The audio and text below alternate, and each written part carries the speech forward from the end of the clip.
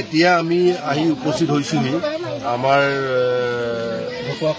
ঢকিয়াখনীয়া Christian গাঁৱত। তো ইয়াত আজি প্ৰশাসনে এখন নটিফিকেশ্যন কৰিলে যে এই মাটিকেইটাত এইখিনি গ্ৰেজিং মাটি আৰু এইখিনিৰ পৰা তেওঁলোক উঠি যাবলৈ বুলি 4 দিনৰ আগত এখন নটিচ ইছ্যু কৰিলে। আৰু 4 দিনৰ আগত নটিচ ইছ্যু কৰোঁতে 4 দিনৰ ভিতৰত 2 দিন বন্ধ, এদিন ঈদৰ বন্ধ, এদিন দেওবাৰ।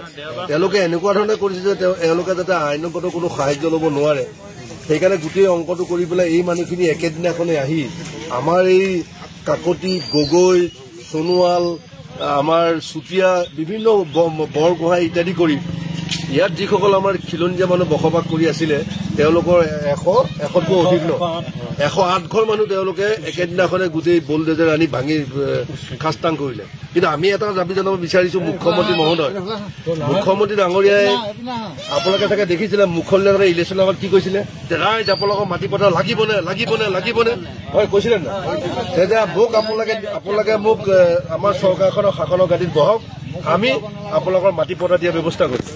তাৰ বিপৰীতে কৈছে মুখ্যমন্ত্ৰী ডাঙৰীয়াই আজি তাৰিখত মাটি পথাৰটো দিয়া দূৰৰ কথা, যিসকল থলুৱা মানুহ ইয়াত বসবাস কৰি আছিলে শ বছৰ, তেওঁলোকৰ আজু ককা দিনৰ পৰা ইয়াত থকা মানুহক যেনেধৰণে অত্যাচাৰ কৰি ভাঙি খাস্তাং কৰিলে আমি কিবা আমাৰ গৰিহণা দিছো। হয়, কোনোবা 2-1 মানুহ হয়তো ক'ৰবাত চৰকাৰী মাটিত যদি বহি আছিলো, তেওঁলোকক আচলতে ঘৰখিনি ভঙাৰ আগত উপযুক্ত ক্ষতিপূৰণ দিয়াৰ ব্যৱস্থা কৰিব লাগিছিল। আপোনালোক কোনোবাই সুধিছে নি? আকৌ আপোনালোকে কিবা এইদিন যে আছে কিবা খোৱা বোৱা কিবা সুধিছে নি? আপোনালোকে এতিয়া ঘৰত থাকিবলৈ পোৱা নাই, আপোনালোকৰতো ইয়াৰ বাদে বেলেগত ক'তো ঘৰো নাই। তো এতিয়া আমাৰ জিলাৰ যে DC আছে, আমাৰ যে MLA আছে, এইবিলাকতো কোনো মানুহে খবৰ লোৱা নাই। খুব আপোনালোক কুৱালৈকে পিন্ধিছে, আপোনালোকে পানী ক'ৰ পৰা খাই আছে? এইটো খুব দুখজনক কথা। চাওক, আপোনালোকৰ আপুনিও জ্যেষ্ঠ, যিসকল আমাতকে জ্যেষ্ঠ আছে, আমি মুখ্যমন্ত্ৰী বহুত দেখিছো নাই, আমি বহুত মন্ত্ৰী দেখিছো যে যিসকল নেকি এসময়ত দুৰ্নীতিগ্ৰস্ত মন্ত্ৰী বা মুখ্যমন্ত্ৰী আছিলে তেওঁলোকক কিন্তু কুকুৰেও নোপোচে, বুজিছেনে? আমাৰ ইতিহাসত উদাহৰণ ধেৰ আছে, মই নামখিনি ক'ব বিচৰা নাই। গতিকে আমি মুখ্যমন্ত্ৰী ডাঙৰীয়াক অনুৰোধ জনাইছো যাতে আপুনি এই ৰাইজৰ যাতে খাও নাখাব, আপুনি কিন্তু ৰাইজৰ খাও নাখাব, ৰাইজৰ খাৱত গৰুণ্ডৰ পাখি খৰে বুলি আমি আমাৰ মাইথলজি ছাবজেক্টৰ আমাৰ গীতা ভাগৱতত আমি পাওঁ। গতিকে আমি অনুৰোধ জনাইছো খিলঞ্জীয়া মানুহখিনি সুৰক্ষিত কৰিবলৈ আপুনি আচলতে যেনেধৰণে ভাষণ দিছিলে, আজি তাৰিখত কিন্তু তেওঁলোকৰ তথ্যবচ অৱস্থা কৰিছে। এইফালে এই কণ ল'ৰা ছোৱালী ইহঁতে গমেই নাপায় এইখিনি গেজিং মাটি নে চৰকাৰী মাটি নে কি মাটি, চবৰে মুখত এটা ভয়াক্ৰ ছবি, পুলিচ মিলিটাৰী শ পুলিচ মিলিটাৰী আহিছে।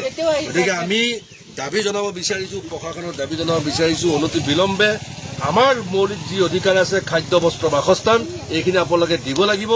আৰু যদি নিদিয়ে তেতিয়াহ'লে আমি গণতান্ত্ৰিক আন্দোলন আমি তীব্ৰতৰভাৱে আন্দোলন কৰিবলৈ বাধ্য হ'ম, তেতিয়া কিন্তু আপোনালোকে শান্তি নাপাব।